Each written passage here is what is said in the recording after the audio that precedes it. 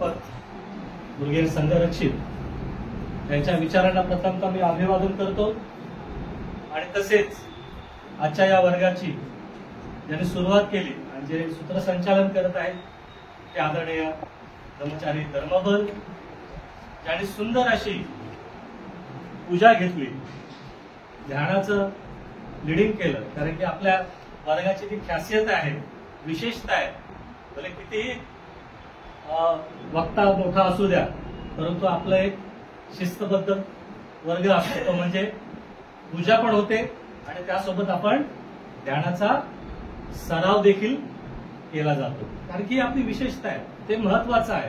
आणि म्हणून आदरणीय ब्रह्मचारी कमल शुद्धी यांनी पूजेचं आणि ध्यानाचं सुंदर असं नेतृत्व केलेलं आहे. आणि आपण सर्वजण अगदी वेळ काढून इथे उपस्थित झालेले आहेत धम्म श्रवण करण्यासाठी, मला ऐकण्यासाठी नाही, तर धम्म श्रवण करण्यासाठी इथे उपस्थित झालेलं. आपण सर्वांचं मी पहिल्यांदा स्वागत करतो आणि सर्वांना मैत्रीपूर्ण जय भीम. तर पुन्हा एकदा आपल्या सर्वांचं मी खूप खूप स्वागत करतो. खरं तर अतिशय गहन विषय आम्ही निवडलेला आहे, तो म्हणजे सप्तबोध्यांग. कदाचित काही लोकांनी तो ऐकला देखील नसेल, नाही का. 1956 साली बाबासाहेबांनी आपल्याला दीक्षा दिली बौद्ध धम्माची, परंतु अजूनही असे काही विषय आहेत की ते आपल्या कानी पडलेले नाहीत. त्यापैकी हा एक विषय तो म्हणजे सप्तबोध्यांग. आणि तो विषय घेतलेला आहे, त्याचे 2 पुष्प झालेले आहेत. सप्त म्हणजे काय, 7, आणि बोधी आणि बोधीचे अंग, 7 बोधीचे अंग आहेत. या 7 अंगांना आपण पाहणार आहोत. त्याच्यापैकी पहिला आणि दुसरा अंग झालेला आहे. बोधी म्हणजे काय, अर्थात बुद्धत्वाकडे जाणारी जी काय दृष्टी लागते, जी बुद्धांची जी काय प्रज्ञा आहे, त्याला देखील बोधी म्हटलेलं आहे. आणि मग या बोधीचे कुठले अंग आहेत, जर खऱ्या अर्थाने बाबासाहेबांच्या सारखं आपल्याला बनायचं असेल किंवा बाबासाहेबांच्या तत्वज्ञानाचं जे अधिष्ठान आहे ते अधिष्ठान जर जाणून घ्यायचं असेल तर आपल्याला ही 7 अंग माहिती असणं गरजेचं आहे. बुद्धांना जाणून घ्यायचं असेल तर आपल्याला ही 7 अंग माहिती असणं गरजेचं आहे. आणि म्हणजे बोधीची 7 अंग आहेत. ही 7 अंग आपण समजून घेण्याचा प्रयत्न करत आहोत. त्याच्यापैकी पहिलं जे अंग आहे ते स्मृती आहे. त्याच्यावरती देखील प्रवचन झालेलं आहे. दुसरं अंग आहे धम्मविचय, त्यावरती देखील प्रवचन झालेलं आहे. आणि तिसरं जे अंग आहे ते आहे वीर्य, ज्याच्यावरती मी आज बोलणार आहे. पण अगदी थेट विषयात हात घालण्यापूर्वी ही जी काही 7 अंग आहेत, ती 7 अंग कशी आहेत, एकमेकातून दुसरं अंग विकसित होत जाणार आहे. स्मृतीचा सराव केल्यानंतर, जसा आता आपण ध्यानाचा सराव केला, ध्यानाच्या माध्यमातून आपल्यामध्ये स्मृती विकसित होत असते. आणि एकदा का स्मृती विकसित झाली तर त्या स्मृतीतून धम्मविचय जन्म घेतो. आता स्मृती म्हणजे काय आपल्याला माहिती आहे, सदाच आपण शब्द वापरतो. कुठे वापरतो, कधी शब्द वापरतो, स्मृती दिन, बस तेवढंच आपल्याला माहिती आहे, हे की नाही.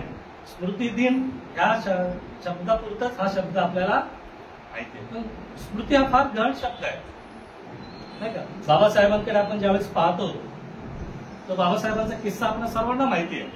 ज्यावेळेस बाबासाहेब रात्रीच्या अभ्यास करायला बसतात, वाचन करायला बसतात, आणि मग त्यांचे जे काही सचिव आहेत नानकचंद दत्तू ते तिथे असतात आणि मग त्यांना म्हणतात की बाबासाहेब मी आता काय करतो, घरी जातो आणि सकाळी येतो. बाबासाहेब म्हणतात ठीक आहे, तुझा सकाळी ये आणि पुढचं आपण नियोजन करूया. नानकचंद दत्तू सकाळी जाण्यासाठी घरी जातात. घरी जाऊन जेवण करतात, झोपतात, सकाळी उठतात, फ्रेश होतात आणि पुन्हा बाबासाहेबांकडे येतात. त्यावेळेस ते पाहतात तर काय, बाबासाहेब जे रात्री बसले होते वाचनासाठी, अभ्यासासाठी, ते अजूनही बसले होते.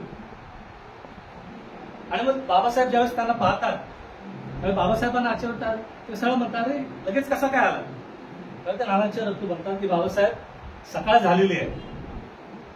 तर बाबासाहेबांची जी स्मृती आहे अगदी एकचित्त होऊन बाबासाहेब काय करायचे, अभ्यास करायचे. दुसरं एक उदाहरण आहे बाबासाहेबांचं, ज्यावेळेस प्रके आत्रे यांच्यावरती खटला भरलेला असतो आणि अनेक वकील त्यांची केस घ्यायला तयार नसतात, आणि मग एक जण त्यांना सांगतो की तू एक काम कर, जर तुला खरंच ह्या केस मधून बाहेर पडायचं असेल तर तू काय कर, बाबासाहेबांची मदत घे. त्यांना आश्चर्य वाटतं की मी कसं घेणार, कारण की मी याचा कट्टर विरोधक आहे. एखादी काही गोष्ट बाबासाहेबांनी केली रे केली, त्याच्या विरोधात लगेच दुसऱ्या दिवशी पेपरमध्ये आत्रे काय करायचे, लिहायचे. तर ते बोल की नाही मला ते उभं पण नाही करणार, जाऊन तर बघ काय होतं. आत्रे जे आहे ते घाबरत घाबरत बाबासाहेबांकडे जातात. कसं बोलू हा त्यांना प्रश्न पडतो, परंतु ते हिंमत करतात आणि बाबासाहेबांसोबत जातात आणि बाबासाहेबांना विनंती करतात. म्हणतात बाबासाहेब माझी अशी अशी केस आहे, त्याच्यामध्ये अडकलेलो आहे, तर तुम्ही मला मदत कराल का. आणि मग तिथे बाबासाहेब बघा स्मृतीचं उदाहरण आहे. बाबासाहेब म्हणतात एक काम कर, आणि फार मोठी लायब्ररी होती बाबासाहेबांची. ते सांगतात ह्या या रकान्यामध्ये हे पुस्तक आहे, ते पुस्तक काढ, ह्या पानावरती एवढी ओळ आहे, ती ओळ वाच, त्याच्यामध्ये तुझ्या खटल्याचं उत्तर सापडेल तुला. म्हणजे जी बाबासाहेबांची स्मृती आहे, आज आपण जर आपल्याकडे ज्यावेळेस पाहतो तर रात्री एखादी वस्तू जिथे ठेवलेली असते तर सकाळी आपल्याला ती सापडत, हा स्मृतीचा अभाव आहे आपला. मग ते ज्यावेळेस आपण बाबासाहेबांकडे पाहतो तशी स्मृती जी आहे ती स्मृती नंतर जसजशी विकसित होते तसतसं त्याच्यातून धम्मविचय जन्म घेतो. आणि धम्मविचय म्हणजे काय, काय चुकीचं आणि काय बरोबर आहे ते पाहण्याची क्षमता विकसित होते. आणि तीच गोष्ट बाबासाहेबांच्या बाबतीत घडते की बाबासाहेबांना कळतं काय चुकीचं आणि काय बरोबर आहे, आणि ते बरोबर ह्या दिशेने वाटचाल सुरू करतात आणि आपल्याला देखील त्या प्रवाहात त्यांनी घेऊन आलेलं आहे. आणि म्हणून दुसरं जे अंग आहे ते आहे धम्मविचय, योग्य आणि अयोग्याची जाण करून देणारं हे अंग आहे. आणि जसं हे अंग विकसित होत जातं, मजबूत होत जातं, तसं ह्या दुसऱ्या अंगातून काय जन्माला येतं, तर वीर्य हे तिसरं अंग जन्माला येतं. पालीमध्ये याला वीर्य म्हटलेलं आहे, वीर्य, आणि संस्कृतमध्ये याला वीर्य म्हटलेलं आहे. जो मराठी शब्दाचा अपभ्रंश झालेला आहे आणि त्या अनुषंगाने तो मराठी साहित्यिक मधून हा शब्द वीर्य आलेला आहे, त्याला पालीमध्ये वीर्य म्हटलेलं आहे. आणि हा विषय ज्यावेळेस मी अभ्यास करत होतो त्यावेळेस एक गोष्ट आपल्याला आवर्जून सांगितली पाहिजे की बौद्ध धम्म हा काय आहे, वीरांचा धम्म आहे. ज्यावेळेस आपण इतिहास पाहतो तर बौद्ध धम्मात केवळ आणि केवळ वीर घडलेले आहेत, वीरांगणा घडलेल्या आहेत. आणि म्हणून हा धम्म कसा आहे, वीरांचा धम्म आहे. हा लेच्या पेचांचा धम्म नाही का. कधी कधी आपल्याच काही लोकांना असं वाटतं की हा काय एकदम शांत करणारा धम्म आहे, थोडासा निष्क्रिय करणारा धम्म आहे, पण नाही. जर तुम्ही इतिहास जाणीवपूर्वक वाचाल तर हा वीरांचा धर्म आहे. ह्या धम्मामध्ये वीर जन्मलेले आहेत, वीरांगणा जन्मलेल्या आहेत, ज्यांनी महान अशी धम्मक्रांती घडवून आणलेली आहे. आणि त्याच्यापैकी एक बाबासाहेब, सम्राट अशोक आहे, अनेक महिला आहेत. जर तुम्ही अभ्यास कराल तर तुम्हाला ते जाणवेल. प्रत्यक्ष तर बुद्ध आहेतच आहेत, पण बुद्ध गेल्यानंतर देखील अनेक वीर या धम्मामुळे निर्माण झालेले आहेत. म्हणून हा काय धम्म जो आहे तो काय वीरांचा धर्म आहे. आणि ह्या वीरांच्या धम्माचा आपण काय आहोत, वारस आहोत. आपला वारसा काय आहे, लेच्या पेचांचा वारसा नाही. म्हणून आपण आपल्या स्वतःला कधीच कमी लेखायचं. आपण वीरांचे वारसदार आहोत, म्हणून आपण वीर आहोत. का, कारण की आपण बुद्धिस्ट आहोत, बौद्ध आहोत. म्हणून बौद्ध धम्म हा वीरांचा धम्म आहे. म्हणून पहिल्या अंगापासून जी सुरुवात होते ते तिसऱ्या अंगापर्यंत आपण आलेलो आहोत. पहिल्या अंगातून दुसरं अंग, दुसऱ्या अंगातून तिसरं अंग विकसित होत जातं. आणि म्हणून हे जे तिसरं अंग आहे ते काय, वीर्य. वीर्य ज्याला म्हटलेलं आहे, ज्याला उत्साह, शक्ती, सामर्थ्य हा काय त्याचा समानार्थी शब्द आहे. पण जिथे ते धम्माची जोड लागते तिथे धम्मासाठी लागणारा उत्साह म्हणजे काय आहे, वीर्य आहे. धम्मासाठी लागणारी शक्ती म्हणजे काय आहे, वीर्य आहे. धम्मासाठी लागणारं सामर्थ्य म्हणजे काय आहे, वीर्य आहे. आचार्य शांतीदेव तर सरळ म्हणतात की कुशल कार्यासाठी लागणारी विधायक शक्ती म्हणजे वीर्य. जे काही कुशल कार्य आपण करतो त्यासाठी लागणारी जी ऊर्जा आहे ती ऊर्जा म्हणजे काय आहे, वीर्य आहे. आणि हे वीर्य कसं आहे, प्रवाहित आहे. ते कोण थांबलेलं नसतं, ते सतत काही ना काहीतरी कार्यरत असतं, कार्य करत असतं. आणि याचं ज्यावेळेस आपण बाबासाहेबांकडे पाहतो त्यावेळेस ते जाणवतं आपल्याला.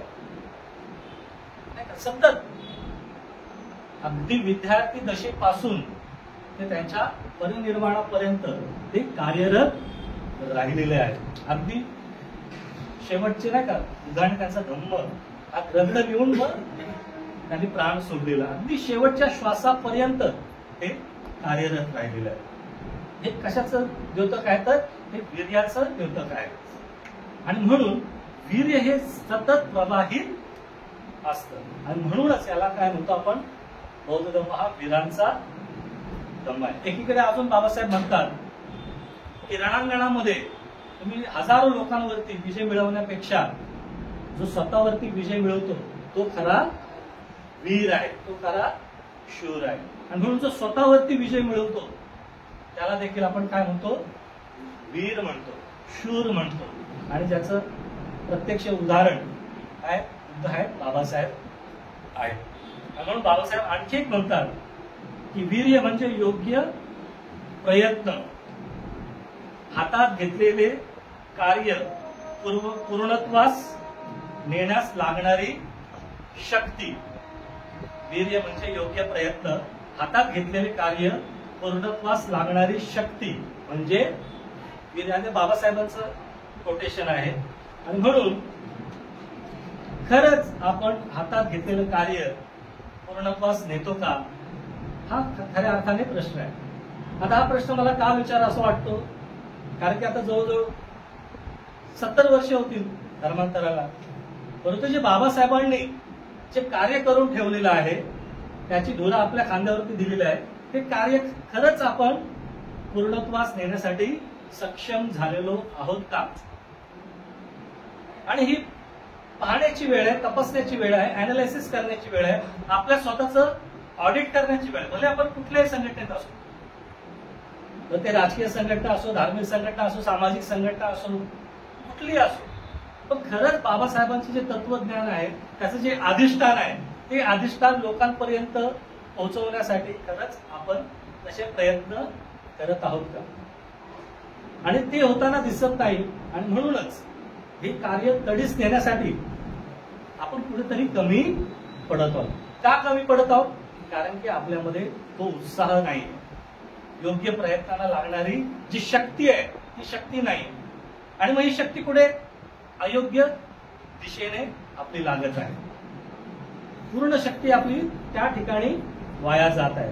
आणि म्हणून योग्य दिशेने खरंच आपली शक्ती लागलेली आहे का ते तपासण्याची खऱ्या अर्थाने ही गरज आहे.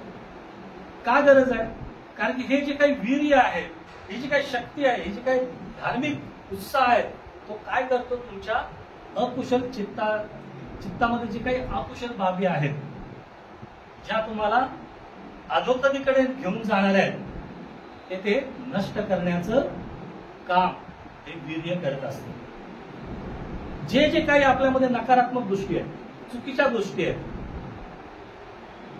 विकासाला बाधा ठरणाऱ्या गोष्टी आहेत, त्या प्रत्येक गोष्टी नष्ट करण्याचं काम जे आहे ते काम वीर्य करत असते. तर दुसरीकडे जे जे काही कुशल आहे, जे जे काही चांगलं आहे त्याचा विकास करण्याचं काम देखील वीर्य करत असतं. आणि म्हणून ज्यावेळेस आपण धम्माविषयी स्मृतिवान होतो, स्मृतिवान होणं म्हणजे काय, एकचित्त होणं, एकरूप होणं, इंटिग्रेट होणं, त्यावेळेस मग आपल्याला कळतं की येस, आता मी जे काही जीवन जगत आहे ते जीवन जगत असताना काय चुकीचं आहे आणि काय बरोबर आहे, धम्मविषय करायला सुरुवात करतो आपण. काय अयोग्य आहे आणि काय योग्य आहे. ठीक आहे, आता जे घडलंय ते घडलंय, माझ्या हातून काही चुका घडल्या असतील, पण इथून पुढे मात्र मी काय करणार आहे, माझ्या जीवनाला, माझ्या लाईफस्टाईलला मी योग्य कलाटणी देणार आहे, त्याला योग्य दिशेने नेणार आहे. एक चित्त झालो आपण धम्माविषयी, स्मृती पहिला अंग, त्याच्यातून धम्मविषय निर्माण झाला, कळालं काय चुकीचं आहे काय बरोबर आहे, निर्णय घेतला, येस ह्या योग्य दिशेने आपल्याला पुढे जायचं आहे. निर्णय घेतला, प्रत्यक्ष ज्यावेळेस कृती करायची वेळ येते तिथं वीर्य काम करायला सुरुवात करतं. आणि वीर्य म्हणजे प्रत्यक्ष कृती करणं होय. हे केवळ मानसिक पातळीवरती नाहीये, जिथे वीर्य तयार होतं तिथे प्रत्यक्ष तुमची कृती घडते.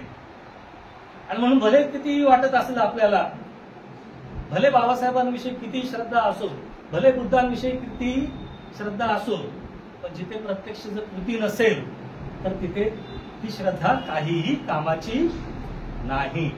जिथे श्रद्धा कृतीमध्ये उतरते तिथे वीर्य जन्म घेतं, आणि जिथे वीर्य आहे तिथे श्रद्धा कृतीमध्ये उतरलीच पाहिजे. तर हे ठळक लक्षण आहे वीर्याचं.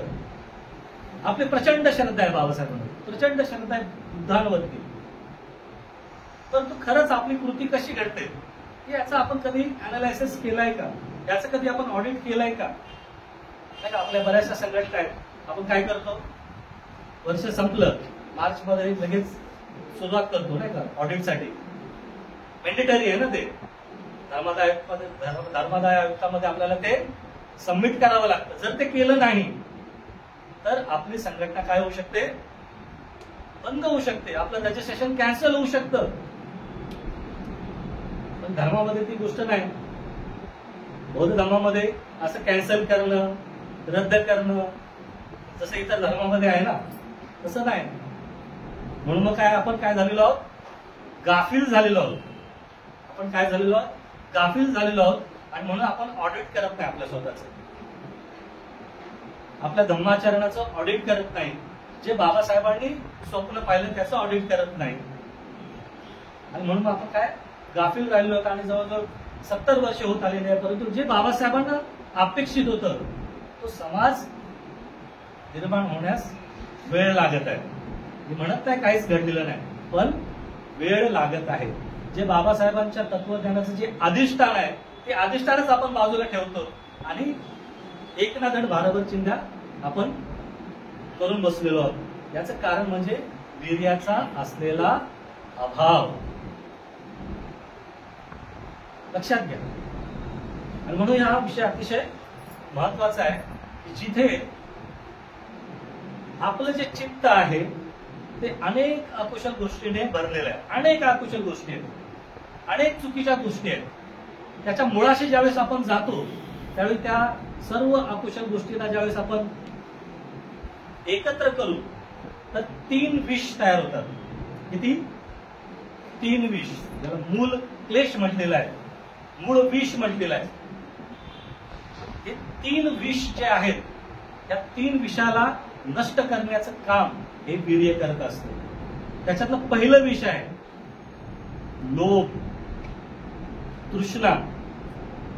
आणि याचं बौद्ध धर्मामध्ये प्रतीक जे सांगितलेलं आहे ते काय, कोंबड्याचं प्रतीक आहे.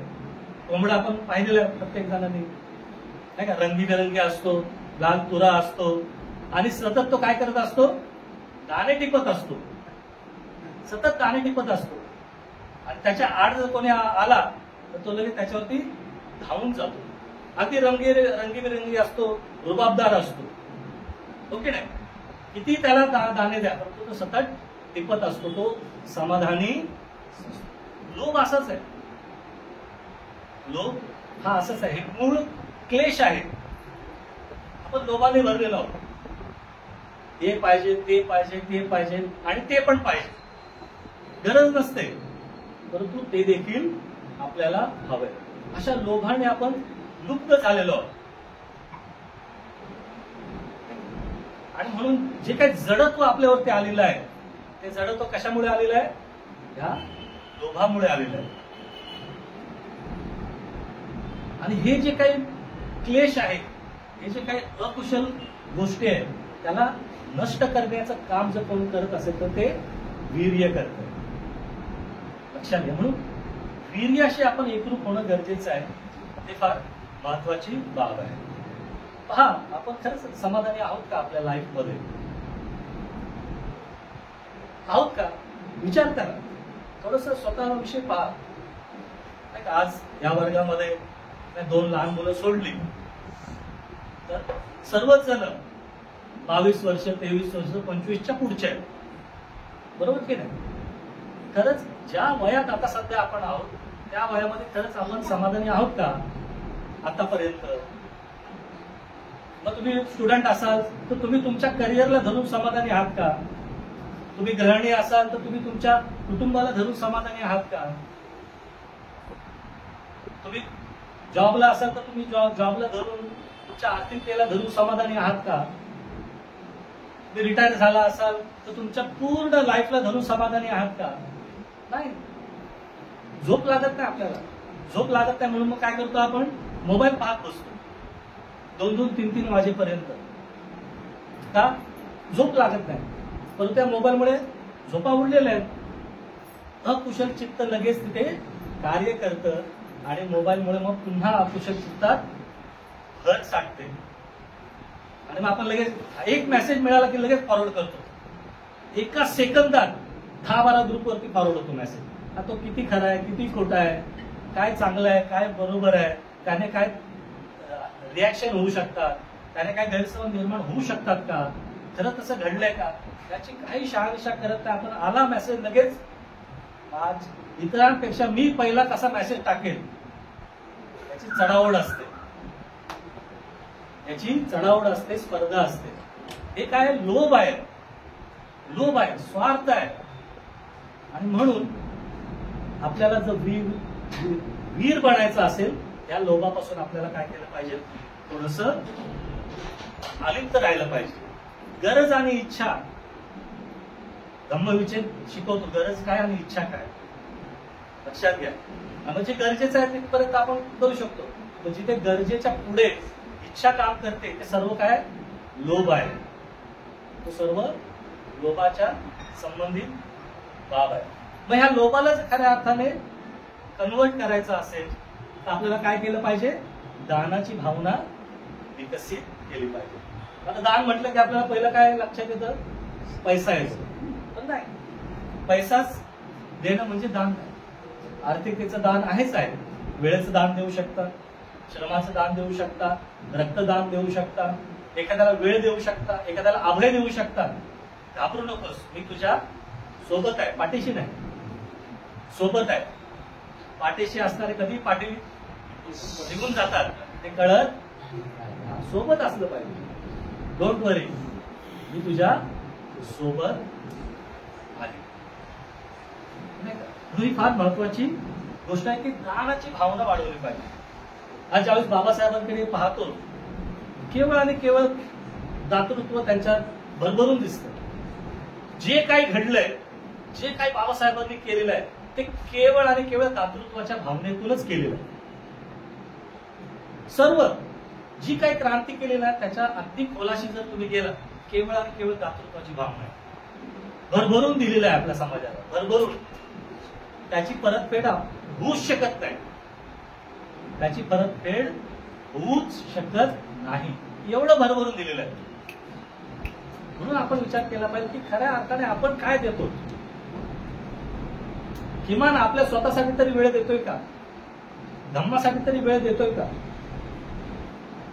काय धम्मश्रवण करण्यासाठी तरी वेळ देतोय का? आपला वेळ कधी असतो? जयंतीच्या वेळेस, 6 डिसेंबरच्या वेळेस, ऑक्टोबर महिन्यात धम्मक्रांती असते त्यावेळेस, आणि वर्षावासाच्या वेळेस. बस वर्षावा चालू झाला तर आपल्याला बाबासाहेबांनी लिहिलेला ग्रंथ आठवतो. इतर वेळेस आपण त्याचं एक पान देखील उलटून चालत नाही. हे का घडतं? आपल्यामध्ये वीर्याचा अभाव आहे म्हणून घडतं. म्हणून खऱ्या अर्थाने आपण आपलं वीर्य तपासलं पाहिजे. खऱ्या अर्थाने आपण पाहिलं पाहिजे खरंच आपण किती धर्म अभ्यास करतो, किती बाबासाहेबांना वाचलेलं आहे, किती बुद्धांना वाचलेलं आहे. तर ही तपासण्याची वेळ आहे. म्हणून दातृत्वाची भावना आपल्यामध्ये आपण निर्माण केली पाहिजे. दुसरं जे क्लेश आहे, विष आहे, ते आहे द्वेष, राग, मत्सर, ईर्ष्या. पहा, एकमेकांप्रती एवढा द्वेष आहे आपल्या मनामध्ये. फक्त आपण वाट पाहत असतो की याच्याकडून काहीतरी चुकीचं घडावं. घरात द्वेष, भावाभावांमध्ये द्वेष, पती पत्नींमध्ये द्वेष, नातेवाईकांमध्ये द्वेष, संघटनेमध्ये द्वेष. नाही का, एखाद्या संघटनेचं नाव जरी घेतलं तरी लगेच द्वेष असा जो काय उफाळतो आपला, लगेच सुरुवातच होते मेसेजवरती मेसेज. एवढा काय द्वेष भरलेला आहे आपल्या मनामध्ये, विचारायला सोय नाही. फक्त ठिणगी पडायची खोटी, आग लगेच पेटते. आणि हे द्वेषाचं प्रतीक जे आहे बौद्ध धर्मामध्ये काय, साप सांगितलेलं. सापाला थोडं जरी डिवसलं तर तो लगेच फणा काढतो आणि तुमच्यावरती फुटकारतो. तो बघत नाही तुम्ही किती चांगले आहे, किती वाईट आहे, स्त्री आहात, पुरुष आहेत, कोणत्या धर्मात, काय त्याला काय घेणं देणं नसतं. डिवसलं रे डिवसलं, तो लगेच चावा घेणार. त्याच्यातलं असलेलं विष हे तुमच्या अंगात सोडणार म्हणजे सोडणारच. ह्या द्वेषाच्या विषाने आपण भरलेलो आहोत. बस्त्याला नाही बोलवलं, रागाला. एकदम अगदी छोट्या छोट्या गोष्टी आहेत. मानपान नाही केलं लग्नामध्ये, रागाला. साडी नाही दिली, रागाला. दिली, स्वस्त दिली, कळतं ना आपल्याला. लगेच कपडा लगेच पाहतो आपण, साडीचा कपडा लगेच पाहतो. अरे हिला भारीची साडी दिली आणि मला लगेच राग येतो. लगेच जे काय अपमान आपल्याला सहनच होत नाही. मला बोलवलं नाही, राग आला. मला विश केलं नाही, राग आला. नाही का, माझ्या मित्राचा बर्थडे आहे, तो तुझ्या लक्षात राहिला, माझा बर्थडे लक्षात राहत नाही, लगेच राग आला.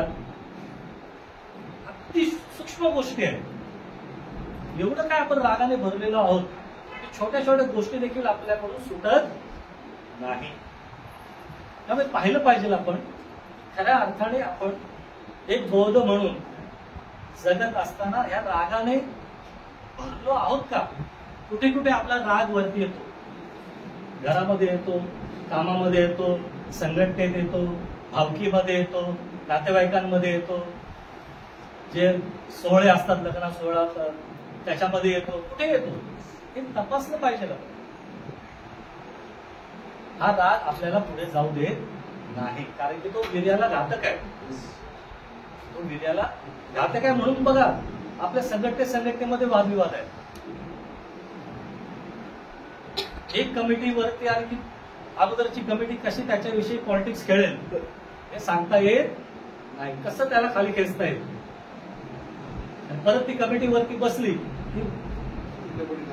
की बाकीच्या ती काय करते, दाबण्याचा प्रयत्न करते. आपला अहंकार जो आहे ना, तो द्वेषाच्या माध्यमातून आपण काय करत असतो, समोरच्यावरती थोपवत असतो. जे देशस्थ आहेत ते कोकणाविषयी त्यांना राग असतो, जे कोकणी आहेत त्यांना घाटांविषयी राग असतो. प्रत्येकाची संस्कृती वेगळी आहे, प्रत्येकाचे प्रांत वेगवेगळे आहेत, त्यामुळे त्यातल्या पद्धती वेगवेगळ्या आहेत. परंतु तरी देखील काही कारण नसतं, परंतु हा राग आपण काय केलेला आहे, पाळलेला आहे. त्यावेळी डोळे बंद करून ज्यावेळी पाहाल त्यावेळी असंख्य साप दिसतील. एकच नाही, असंख्य साप दिसतील मनामध्ये. पहा, एकदा बसा वही घेऊन की तुमच्या मनात कोणाकोणाविषयी राग आहे. भरमसाठ लिस्ट निघेल. आणि दुसरीकडे पहा की तुमचे मित्र किती आहेत. मित्रांची लिस्ट कमी असेल, ज्यांच्याविषयी राग आहे ना त्यांची लिस्ट भरभरून निघेल. म्हणून ही फार महत्वाची गोष्ट आहे. हा जो काही मूळ क्लेश आहे राग, तो राग आपण काढला पाहिजे. आणि त्याच्या विरोधात जी भावना आहे मित्रतेची, मैत्रीची, ती आपण विकसित केली पाहिजे. बाबासाहेबांचं उदाहरण मी प्रत्येक त्याला बाबासाहेबांचंच उदाहरण देणार आहे. जर बाबासाहेबांनी राग काढला असता तर तो घटनेमध्ये सर्रास काढला असता, सर्रास काढला असता, सर्वांचाच राग काढला असता बाबासाहेब. पण बाबासाहेबांनी ते केलं नाही. बाबासाहेबांमध्ये एवढी काही मैत्री भरलेली होती की त्यांनी अगदी तळागाळाचा लोकांचा विचार केला. त्यांचा तर केलाच केला, जे अतिउच्च लोक आहेत त्यांचा देखील विचार केला. सर्वांना समान हक्काने पाहिलं बाबासाहेबांनी. हे मैत्रीचं द्योतक आहे, मैत्रीचं उदाहरण आहे. महामैत्री बाबासाहेबांमध्ये होती. म्हणून बाबासाहेबांनी कधीही द्वेषापोटी कोणाचंही नुकसान केलं नाही. जर बाबासाहेबांना वाटलं असतं तर कदाचित त्यांनी वेगळा दलिस्तान निर्माण केला असता.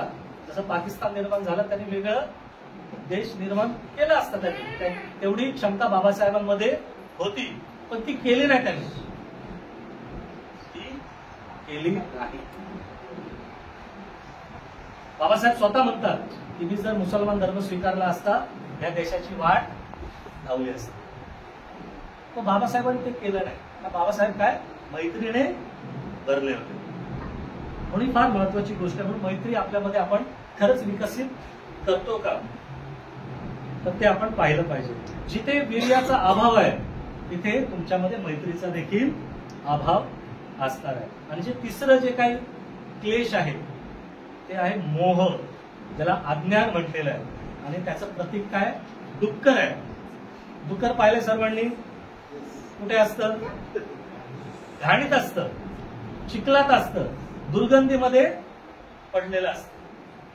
त्याला कळत नाही की जिथे आहे ते चांगलं आहे की वाईट आहे. अज्ञान, एवढं काही आपण अज्ञानाने भरलेलो आहोत.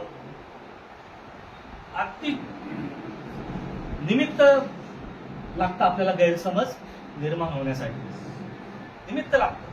म्हणजे जे काही गैरसमज पसरवण्याचं काम जे आहे ते लगेच आपण करतो नाही. कानावरती कानाचा जास्त आपण वापर करतो, ऐकतो आणि लगेच पसरवतो. खरं सत्य शोधत नाही, त्याच्या पाठी जात नाही. का, कारण की आपल्यामध्ये ती प्रज्ञा विकसित नाही, ती जागृत अवस्था विकसित नाहीये. का नाहीये, कारण की आपण वीर्य विकसित केलेलं नाही. जिथे वीर्य विकसित नाहीये तिथे धम्मविचय विकसित नाही. जिथे धम्मविचय विकसित नाही तिथे स्मृती विकसित नाही.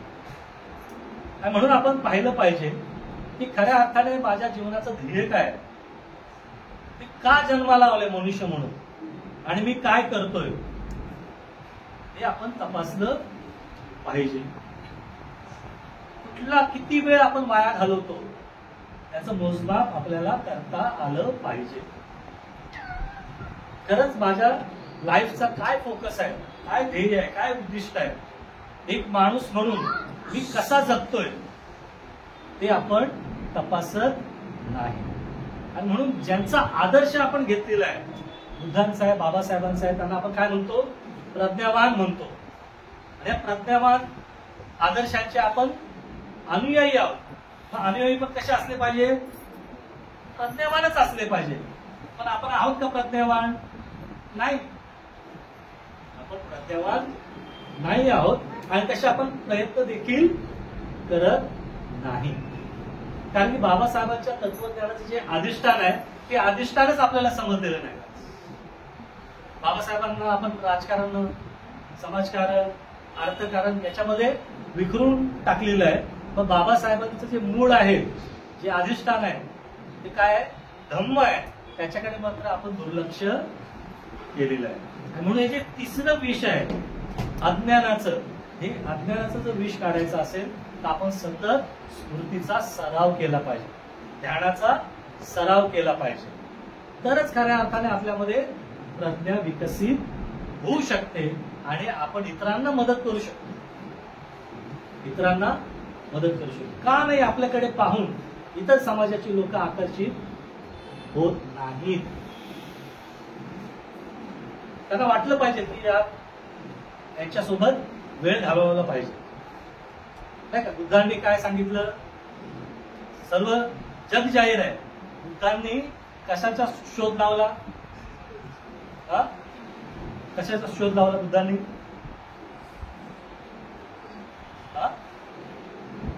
दुःख मुक्तीचा शोध लावला. दुःखावरती जो दवा आहे त्याचा शोध लावला, म्हणजे सुखाचा शोध लावला. बरोबर ना. पण आपण दुःखीच आहोत, आहे की नाही.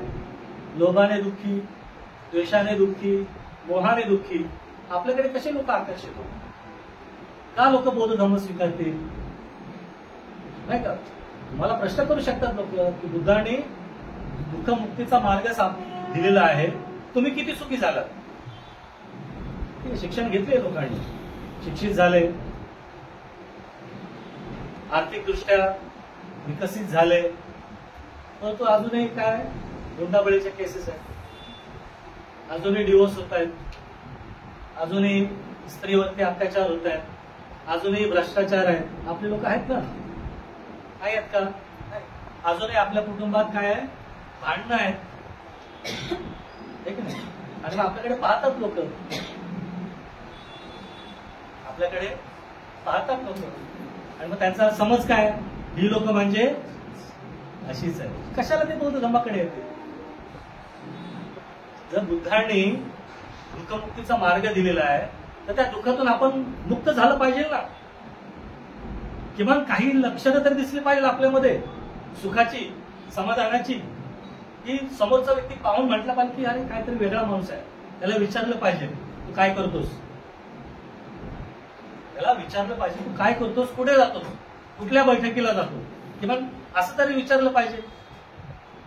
किमान असं तरी विचारलं पाहिजे की तू कुठल्या बैठकीला जातो, कुठल्या नाक्यावरती असतोस, तुझा ग्रुप कुठला आहे. नाही विचारत लोक. का? कारण की आपण बुद्धांनी सांगितलेला जो मार्ग आहे तो फक्त काय नावापुरता आपण अंगीकारलेला आहे, खऱ्या अर्थाने आपण कृतीशील झालेलो नाही. मग ती आकर्षण शक्ती कशी निर्माण होणार? ती आकर्षण शक्ती त्याच वेळी निर्माण होईल ज्या वेळेस वीर्य आपल्यामध्ये जागृत होईल. कारण की वीर्य जे आहे ते तुम्हाला इतरांना आकर्षित करतं. बाबासाहेबांचं उदाहरण आहे, जिथे 5-10 मिनिटं बोलण्याची संधी मिळते संसद भवनामध्ये, तिथे बाबासाहेब तासोन तास बोलतात. लोक ऐकतात केवळ, त्यांना आकर्षण शक्ती आहे. भले भले बाबासाहेबांसमोर नतमस्तक झाले, ही आकर्षण शक्ती आहे. केवळ भारत नाही, पूर्ण जग बाबासाहेबांना नतमस्तक झालेलं आहे. ही आकर्षण शक्ती आहे. ही कुठून आली? त्यांच्यामध्ये असलेले जे काही वीर्य आहे ते वीर्य तुम्हाला आपोआप प्रकाशित करतं. त्या प्रकाशाच्या झोतामध्ये एखादा आला तो तुमचा फॅन झाला, तुमच्या पायाशी लोटांगण लागला. बाबासाहेबांचं उदाहरण आहे. एका शब्दावरती लोकांनी काय केलं? धर्मांतर केलं. हे काय आहे? ही आकर्षण शक्ती बाबासाहेबांमधून कुठून आली? त्यांच्यामध्ये ठासून भरलेले जे वीर्य आहे. का? कारण की वीर्य हे कृतीशील असणारी बाब आहे. बाबासाहेब सतत कृतीशील होते. बाबासाहेब केवळ भाषण देत बसले नाही. आज आपल्याला भाषण द्यायला भरपूर आवडते. एखाद्या वेळेस माईक हातात मिळाला तर त्याला वेळेचं भान राहत नाही. त्याचं उदाहरण आपण कधी घेतो? शोकसभा असते ना, त्यावेळेस शोकसभेमध्ये एवढे लोक बोलतात. का बोलतात तेच कळत नाही. श्रद्धांजली द्या 5 मिनिटाची आणि गप्प बसा. जो कोणी बौद्धाचार्य असेल, भंते असेल, आमच्यासारखे धम्मचारी असतील, त्यांचं प्रवचन झालेलं असतं किंवा ते नंतर प्रवचन देणारे असतात, धम्मदेशना देणारे असतात. परंतु असे काही लोक बोलतात, त्याच्यामध्ये पण द्वेष दिसून येतो, त्याच्यामध्ये पण अज्ञान दिसून येतं. भयंकर आहे, म्हणजे फार वाईट वाटतं. ही खऱ्या अर्थाने शोकांतिका आहे. आणि म्हणून आपण तपासलं पाहिजे खऱ्या अर्थाने जे बाबासाहेबांचे तत्वज्ञानाचं अधिष्ठान आहे ना. बघा, मी वारंवार एक शब्द वापरतोय, अधिष्ठान. ते तपासा तुम्ही. मी सांगणार नाही काय अधिष्ठान आहे, ते तपासायचं काम तुमचं आहे. पण 70 वर्षे उगाच आपण घालवलेत का अशा वाया? सर्व रेडीमेड नाही मिळणार. रेडीमेड मिळणार नाही. जर रेडीमेड मिळालं तर त्याला किंमत नसते. शोधा बाबासाहेबांच्या तत्वज्ञानाचं अधिष्ठान काय आहे ते आपण थोडस शोधलं पाहिजे. म्हणून केवळ पैशासाठी बनते मुलगी संघरक्षित म्हणतात, केवळ पैशापाठी लागणे आणि शत्रूवर विजय मिळवण्यासाठी जी लागणारी धडपड आहे ना ते केवळ आळस आहे. काय? केवळ आळस आहे. पैशासाठी लागणारी धडपड, पैसा फक्त केवळ पैसा, केवळ पैशासाठी लागणारी धडपड आणि शत्रूवर विजय मिळवण्यासाठी लागणारी धडपड हे दुसरं तिसरं काही नसून केवळ आळस आहे. आणि आपण सर्व त्यामुळे काय आहोत? आळशी आहोत. त्याशिवाय दुसरं काय सुचत नाही आपल्याला. सुचतंय का? नाही. इथे आता साप्ताहिक वर्ग असतात आपल्या, जास्त लांब नाही आहेत का? लांब पनवेलमध्येच आहे, तुमच्याच तालुक्यात आहे, परंतु लोक वेळ काढत नाही काढत. आम्ही त्यावेळेस पनवेलवरून वडाळ्याला जायचो वर्गाला, शनिवारच्या पनवेलवरून यायचो, रसायनीवरून यायची लोक. इथलं सोडून द्या, रसायनीवरून इथून किती लांब आहे रसायनी? रसायनी कुठे आणि वडाळा कुठे? परंतु आपल्याला आता काय धम्म कुठे हवाय? मोबाईल वरती. घरात पण नाही, मोबाईल वरती धम्म हवाय आपल्याला. कशाला जायचं वर्गात? वाचायला मिळतंय. पण जिथे आपण अज्ञानाने भरलेलो आहोत ते धम्म काय आपण आपल्या सोयीनुसार घेणार, आपण आपल्या सोयीनुसार घेणार, आपल्या कुवतीनुसार घेणार, आपल्या क्षमतेनुसार समजून घेणार. तो का? कारण की आपल्यामध्ये वीर्याचा अभाव आहे. म्हणून फोनवरती जो धम्म सांगितला जातो तो परिपूर्ण धम्म नाही, तो अर्धवट आहे. तो तुम्हाला कदाचित चुकीच्या दिशेने घेऊन जाऊ शकतो, एवढं लक्षात घ्या. धम्म शिकायचा असेल तर तुम्हाला हा अशा वर्गाशिवाय पर्याय नाही. मी म्हणत नाही की इथेच या, जिथे तुमच्या जवळ वर्ग असेल त्या वर्गात जा, चर्चा करा. तुमचे जे काही प्रश्न असतील त्या प्रश्नांची उत्तरं शोधण्याचा प्रयत्न करा. पण धम्म अभ्यास आपण केला पाहिजे. आपण आळसात किचपत पडलं नाही पाहिजे, लक्षात घ्या. जर बाबासाहेबांनी ठरवलं असतं, मस्तपैकी इंग्लंडला गेले असते, चांगली नोकरी मिळाली असती, लाखो करोडो रुपये कमवले असते बाबासाहेब, भरपूर प्रॉपर्टी कमवली असती आणि शांत राहिले असते. जर चुकून बाबासाहेबांनी ते केलं असतं तर आज आपण कुठे असतो? कुठे असतो? कुठेच नसतो. गाव कुसा बाहेर जे आहे ना जागा, बस तीच आपली लायकी होती. पण बाबासाहेब अशा आळसात किचपत पडले नाही. बाबासाहेबांनी कृती केली, स्वतः ॲबल झाले आणि आपल्या समाजाला देखील त्या प्रवाहात त्यांनी आणलं. आणि त्या बाबासाहेबांचे आपण वारसदार आहोत, त्यांचे आपण अनुयायी आहोत. तर आपण मग कसं असलं पाहिजे याचा आपण थोडासा विचार केला पाहिजे. आणि म्हणून जिथे वीर्य नाही, जिथे उत्साह नाही, तर तिथे काय घडतं? तर एक तर धम्माकडे दुर्लक्ष होतं. प्रायोरिटी आहे ना, धम्म राहत नाही. प्रायोरिटी काय बनतं? राजकारण. प्रायोरिटी काय म्हणतं? भावकी. प्रायोरिटीला काय येतं? समाजकारण. प्रायोरिटीला काय येतं? पैसा कारण, आर्थिकता. प्रायोरिटीला धम्म राहत नाही, पण धम्माकडे मग आपलं दुर्लक्ष होतं. जिथे वीर्याचा अभाव आहे तिथे धम्माकडे आपलं दुर्लक्ष होतं. धम्म जो आहे त्याच्यामध्ये तडजोड आपण करतो. वेळेनुसार आपल्याला जसा हवा आहे तसं त्याला घेतो. धम्मात तडजोड चालत नाही. परंतु त्याच्यामध्ये देखील आपण काय करतो? तडजोड करतो. आणि मग ती तडजोड आपल्याला नंतर महागात पडू शकते. याच्याही पुढे जाऊन आपल्याला धम्माची गरजच वाटत नाही. आपल्याला धम्माची गरजच वाटत नाही. असे अनेक लोक आहेत, ते म्हणतात ठीक आहे बाबासाहेबांनी त्यावेळी दिल्या 22 प्रतिज्ञा, आता त्याची गरज नाही. बाबासाहेबांनी दिल्या त्यावेळी धम्म, आता पुढे जाती येत आहे, आता आम्ही एकमेकाचा डबा शेअर करतो. एकमेकाचा टिफिन शेअर करतो. एक पेन नसेल तर माझा मित्र मला पेन देतो.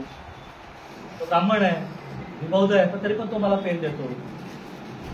असे म्हणणारे तरुण आहेत ज्यांना धम्म गरजेचा वाटत नाही. लक्षात घ्या. का? कारण की वीर्याचा अभाव आहे आणि धम्म अभ्यासात रुची लागत नाही. वीर्याचा अभाव असल्यामुळे धम्म अभ्यासात रुची लागत नाही. लक्षात घ्या. म्हणून फार महत्वाची गोष्ट आहे. जिथे जिथे ह्या गोष्टी आपल्यामध्ये आहेत तिथे समजायचं आपल्यामध्ये धार्मिक उत्साह नाही. भले आपण किती कार्य करत असू, एखाद्या संघटनेचं, एखाद्या मंडळाचं किती कार्य करत असू, कदाचित त्या पदावरती देखील असू, अध्यक्ष असाल, सेक्रेटरी असाल, खजिनदार असाल, सल्लागार असाल, कोणी असाल, पण ह्या गोष्टी जर तुमच्याकडे नसतील तर त्या अध्यक्ष पदाचा, त्या सेक्रेटरी पदाचा, त्या खजिनदार पदाचा काही उपयोग नाही. म्हणून वीर्याचं उत्तम उदाहरण जर कोण असेल तर ते कोण आहे? बाबासाहेब. ते कोण आहे? बाबासाहेब. म्हणून ज्या वेळेस मी पाहतो, याचा अभ्यास करत होतो, त्यावेळेस बाबासाहेबांनी नेमकं काय केलं जे आपल्याला करायचं. सर्वात पहिली गोष्ट बाबासाहेबांनी केली ते म्हणजे नको असलेल्या गोष्टी बाहेर काढल्या. मनातल्या जे काही चुकीच्या गोष्टी आहेत त्या सर्व, अगदी विद्यार्थी दशेपासून ज्यावेळेस बाबासाहेबांना कळायला लागलं हे चुकीचं आहे, बरोबर आहे, चुकीच्या गोष्टी काढायला सुरुवात केली. त्यांनी जे जे अकुशल आहे ते काढायला सुरुवात केली. आपणही तेच केलं पाहिजे. की काय, कुठलं मन कशाने भरलेलं आहे आपलं? लोभाने भरलंय, द्वेषाने भरलंय, मोहाने भरलंय, ईर्षेने भरलंय. ज्या नको असलेल्या गोष्टी आपण काढल्या पाहिजे. नंतर दुसरी गोष्ट बाबासाहेबांनी केली, जे पाहिजे ते विकसित केलं. जे हवंय ते विकसित करत गेले. ते शिक्षण घेतलं, संस्कार रामजी पित्यांकडून होतेच, त्या संस्कारात त्यांनी भर केली. शिलाचरणी होते बाबासाहेब. बाबासाहेब स्वतः म्हणतात की मला लोक का घाबरतात? मी फार शिकलोय म्हणून मला लोक घाबरत नाही. माझ्या पाठीमागे लाखो लोक आहेत म्हणून मला लोक घाबरत नाही. तर मी शिलाचरणी आहे म्हणून मला लोक घाबरतात. लक्षात घ्या. तर ही गोष्ट जी आहे ना ती फार महत्वाची आहे. शिलाचरणी होते म्हणून ती गोष्ट आपण केली पाहिजे. आणि जे जे काही चांगलं आहे त्याचं रक्षण केलं पाहिजे. जे जे काही आपल्यामध्ये चांगलं आहे त्याचं आपण रक्षण केलं पाहिजे. तर मला वाटतं हे आपण थोडंसं आपल्या स्वतःचं ऑडिट करणं गरजेचं आहे. तरच आपल्यामध्ये काय चांगलं आहे ते आपण पाहू शकतो आणि ह्या चांगल्याचं आपण काय करू शकतो?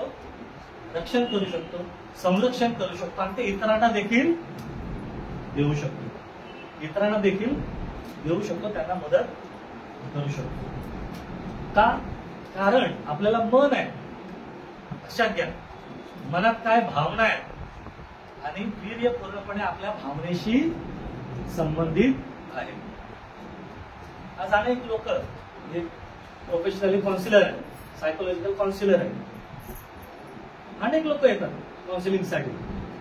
भयंकर अवस्थेमध्ये मानसिकरित्या खचलेले आहेत, निराश झालेले आहेत, आत्महत्येचे विचार येत आहेत. कशामुळे? ही भावनिक कुचंबना जी आपण आपल्या स्वतःची करून घेतलेली आहे. आता ही भावनिक कुचंबना का निर्माण झालेली आहे? कारण आपण ध्यानावर नाही, आपण धम्म अभ्यास करत नाही, आपण चांगल्या लोकांच्या संपर्कात नाही, म्हणून भावनिक कुचंबना आपली झालेली आहे. आणि जिथे भावनिक कुचंबना आहे तिथे वीर्य असत नाही. म्हणून भावनिक कुचंबना जर काढायची असेल तर आपल्याला काय गरजेची आहे? श्रद्धा गरजेची. श्रद्धा गरजेची. आणि श्रद्धा विकसित करायची असेल तर अशा माहोलमध्ये आपण वारंवार आलं पाहिजे. अशा माहोलमध्ये आपण वारंवार आलं पाहिजे. दुसरी जी बाब आहे ती म्हणजे वीर्याशी संबंधित की आपली भावनिक शक्ती जी आहे त्याला काय लिकेज झालेलं आहे, गळती नाही का. भावना प्रधान आहोत आपण, तर ज्या ज्या काही भावना निर्माण होत आहेत चांगल्या त्याची गळती होत आहे. का? लिकेज आहे. आपल्या मनाला अनेक लिकेज आहे. आपल्याला काय केलं पाहिजे? एमसील लावलं पाहिजे ना. लिकेज काय केलं पाहिजे? भरून काढले पाहिजे. एमसील लावलं पाहिजे. जिथे जिथे लिकेज आहे तिथे काय करतो आपण? एमसील लावतो. डांबर लावतोय की छतावरती प्लास्टिक लावतो, पण मनाचं जे लिकेज आहे, भावनेचं जे लिकेज आहे, त्याला कुठलं डांबर लावणार, त्याला कुठलं एमसील लावणार? तर ते एमसील आहे मैत्रीचं, नाही का? ही जी काही मैत्री आहे, ही कशी मैत्री आहे? धम्मावरती आधारित मैत्री आहे, ज्याला कल्याण मित्रता म्हटलेलं आहे. आणि जिथे कल्याण मित्रता नाही तिथे भावनिक गळती आहे, आणि जिथे भावनिक गळती आहे तिथे वीर्य निर्माण होत नाही. आणि त्याच्यानंतर आहे रिजिडिटी, भावनिक ताठरता. बघा काही लोक एवढे शुष्क असतात, त्यांना काही फरक पडत नाही, कोण गेलं कोण आलं त्यांना काही गरज, कोणावरती हिंसाचार झाला त्यांना काही गरज नाही, काही परिणाम होत नाही त्यांच्यावरती. एवढे रिजिड झालेले आहेत, एवढे शुष्क झालेले आहेत. हा जो आपला स्वभाव आहे हा ताठर बनता कामा नये, त्याला काठिण्य म्हटलेलं आहे. आणि सायकोलॉजीमध्ये त्याला इमोशनल रिजिडिटी म्हटलेलं आहे. जी रिजिडिटी आहे ना ती आपल्याला काढली पाहिजे.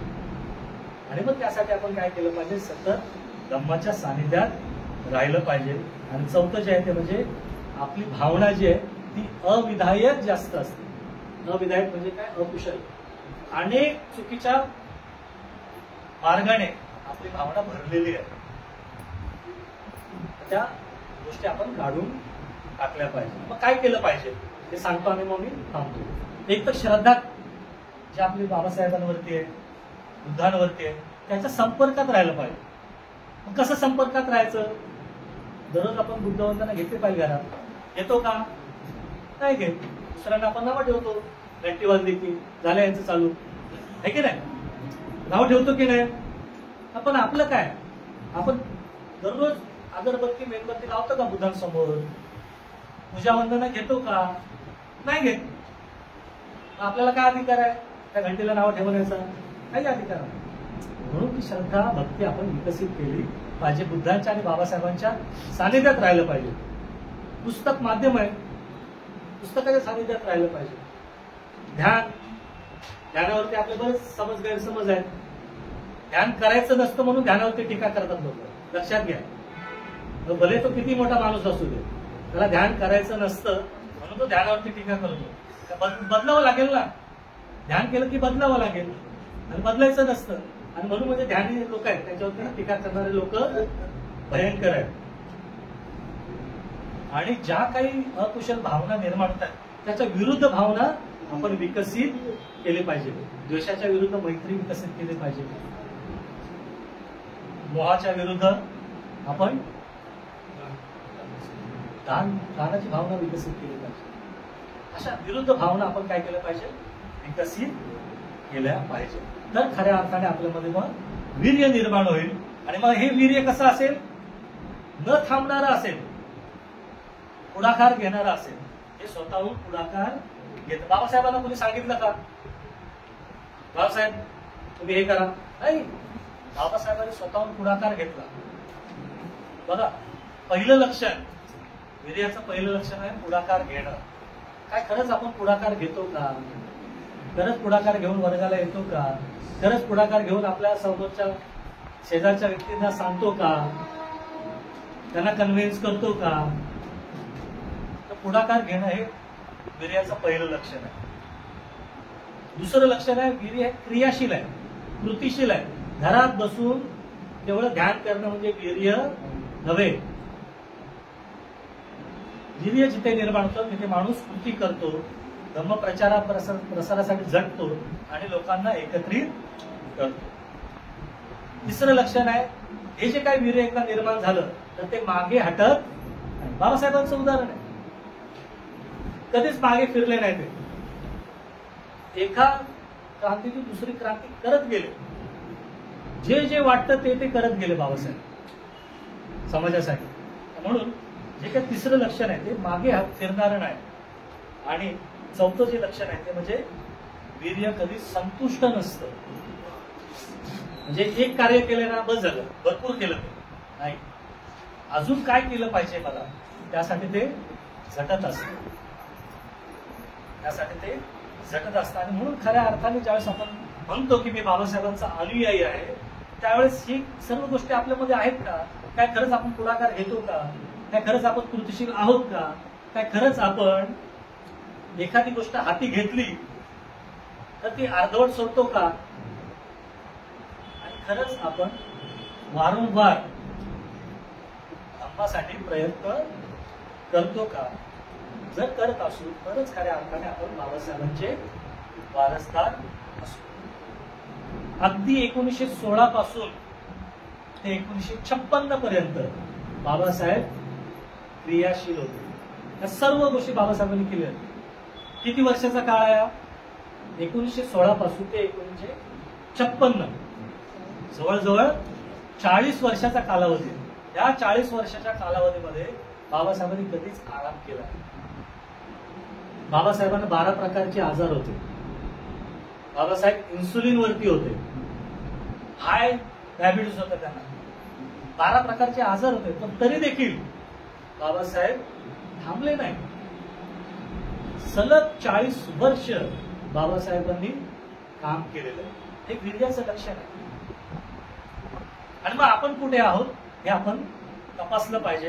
आणि हा जो काय बाबासाहेबांचा वारसा आहे, तो वारसा जर खऱ्या अर्थाने पुढे घेऊन जायचा असेल तर आपल्यामध्ये आपण वीर्य निर्माण केलं पाहिजे.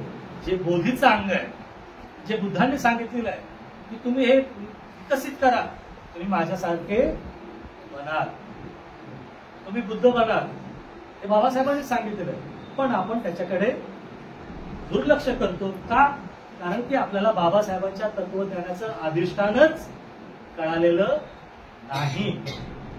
आणि एकदा का ते कळालं तर आपल्यामध्ये वीर्य संचारेल.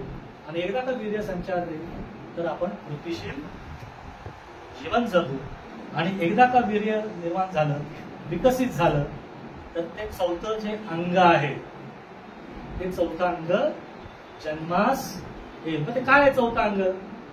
त्यासाठी तुम्हाला मग काय करावं लागेल? पुन्हा यावं लागेल. चौथं अंग काय ते ऐकण्यासाठी. वीर्यातून काय निर्माण होतं हे जाणलं पाहिजे ना. झालं वीर्य निर्माण झालं, माहितच नाही काय करायचंय, गडबड गोंधळ होऊन जाईल. अर्धवट नॉलेज चांगलं नसतं. काय निर्माण होतं हे ऐकण्यासाठी मग आपण काय केलं पाहिजे? वारंवार वर्गामध्ये आलं पाहिजे. आणि म्हणून मला खात्री आहे घरी गेल्यानंतर किमान आजच्या दिवशी तरी तुम्ही मोबाईल साईडला ठेवाल.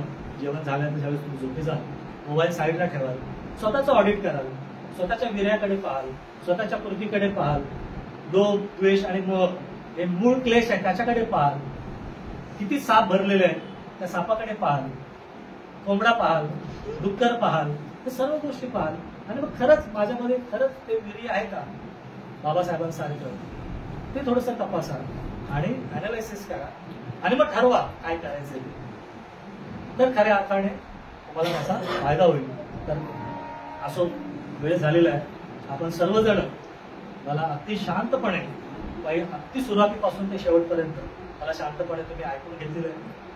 काही शब्दामध्ये जर चुकीचं काही घडलं असेल तर ते माझे शब्द आहेत, ते मी स्वीकारतो. ते माझे म्हणून ठेवा.